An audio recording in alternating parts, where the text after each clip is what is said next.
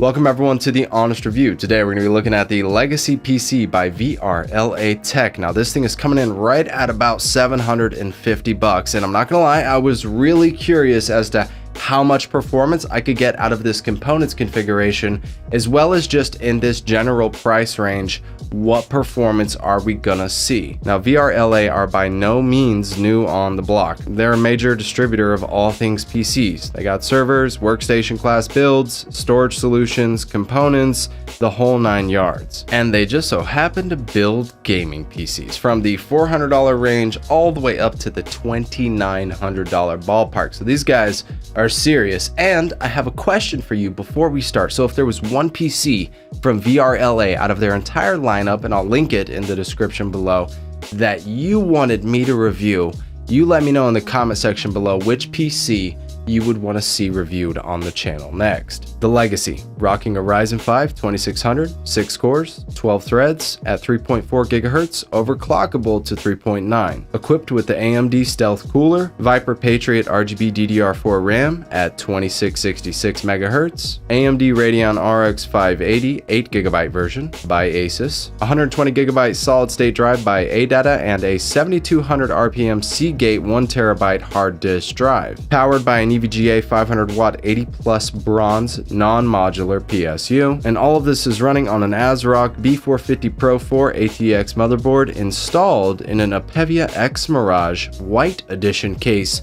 with a full RGB fan kit, and our operating system is Windows 10. So I tested this setup on PUBG, Apex Legends, Fortnite, and CSGO. The frame rates naturally will vary depending on the resolution and quality settings you're running in the game. I ran all of these games at 1080p on medium graphics settings. On PUBG we averaged 82 to 126 FPS, 85 to 138 on Apex Legends, 92 to 143 on Fortnite, and easily got 150 plus FPS on CSGO, which admittedly is a little bit less of a graphically intensive game. But I'm definitely surprised by the frame rates achieved in game, because this GPU struggled in our 1080p stress tests at full load. 1080p settings are on ultra during the stress test to really push that GPU and see what it can handle, and she didn't run hot, she just wasn't very smooth. But when in action, all of my gameplay experience was flawless. Good latency, clean frame transitions, and solid image quality. If you want higher frame rates, the quality levels would have to come down a bit, but even on medium settings, this build is on point. Now just for reference, we did get some small performance headroom in the overclocking on the Asus RX 580. This is the 8GB version, and we managed to get 1420 MHz on the core clock, and then we got 2020 MHz on the memory. Now the outputs on this GPU are 2 DisplayPorts, 2 HDMI 2.0s, and 1 DVI. I did stress test the GPU and CPU to test the thermals, and the GPU with a minimal fan curve setup still ran quiet and cool. Max temps hitting right at 76 degrees Celsius. The dual fan setup on the RX 580 is definitely doing well. The CPU, however, ran hotter than expected. This is not the fault of the builder, but rather the CPU cooler itself.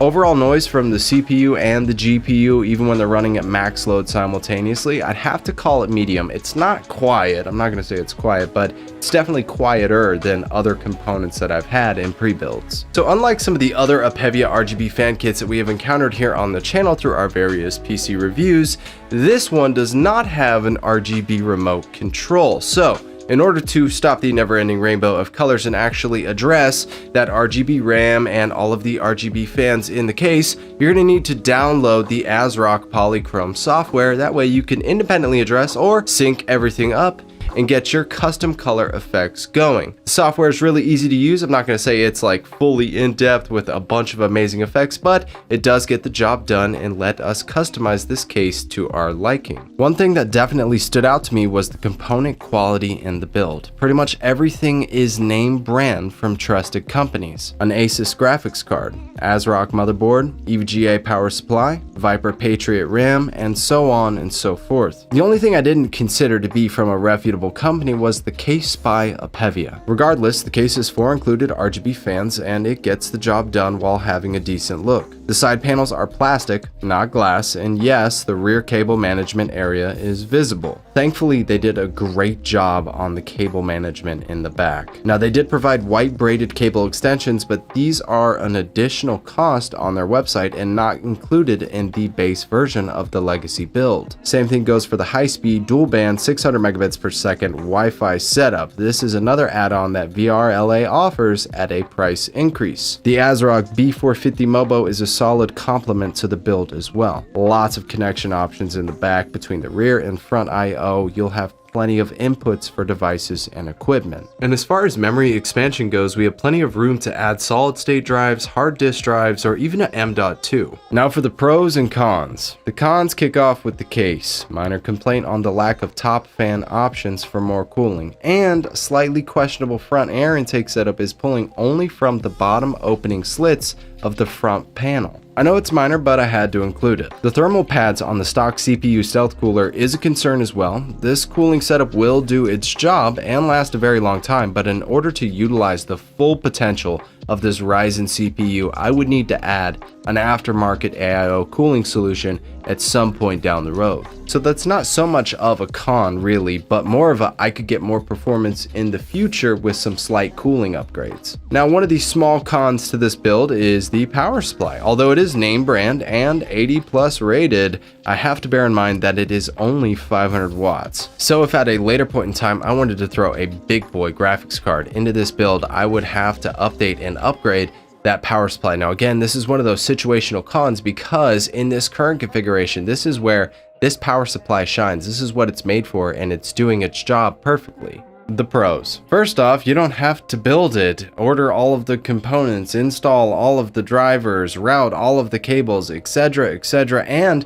this build is backed by a 90-day warranty. Also, it's got a bunch of manufacturer warranties that are lying in the background as well, because most of these name brand manufacturers are actually backing their products for several years. So most of your major components are covered. The motherboard is of a decent quality and can handle overclocking that CPU, which promotes further expansion in the build. And finally, we got a pre-build that wasn't using a Zotac blower model GPU. The Asus RX 580 8GB is solid on performance, thermals, and noise levels. Now the power supply, which is really important to me, I mean this is quite literally like the heartbeat of your PC, is from a reputable company, which is EVGA. Now these guys make some of the best power supplies on the market, period. They are very trusted and they stand behind their product, and I do believe that this power supply has a 3-year manufacturer's warranty. I was going to list the memory as a con at first because there's only 120 gigabytes on the solid state drive, which is typically best for your games and whatnot, but since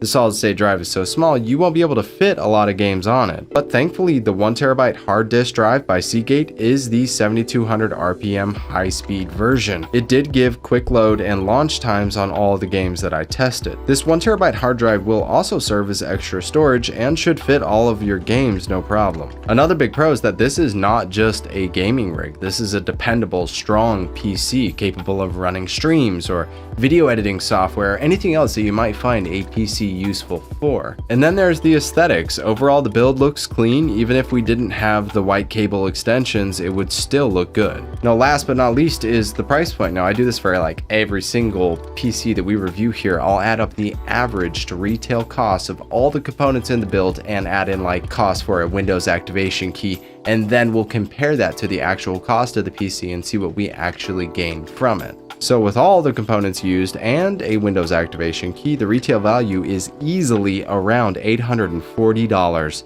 That is not including tax or build time if you were to create this build yourself or have a builder put it together for you. Now keep in mind this $750 price tag that we're talking about for the Legacy is without those white cable extensions, because those are an add-on, and that extremely fast dual band Wi-Fi kit. That's an add-on as well. Now one may ask, how could they sell this PC for $750 with the components that they're using? Aren't they losing money? And the answer is no. Companies like VRLA buy in bulk to save themselves and you money, and this is a sale. The Legacy PC is normally priced at $999. To be able to get this level of performance for $750 is awesome. I do believe that this is a very solid beginner's gaming PC. You've got room to grow in the build, it's warranty backed, they're using quality components, and it comes with a free $20 Steam gift card. For the current price of $750, or even if it were in the low 800s, this is still a pretty good deal. Well, there you have it, my no-nonsense, no BS review of the Legacy PC by VRLA Tech. And please do leave your thoughts and opinions on this video and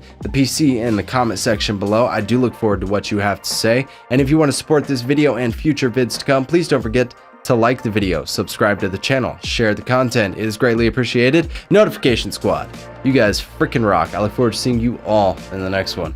Peace.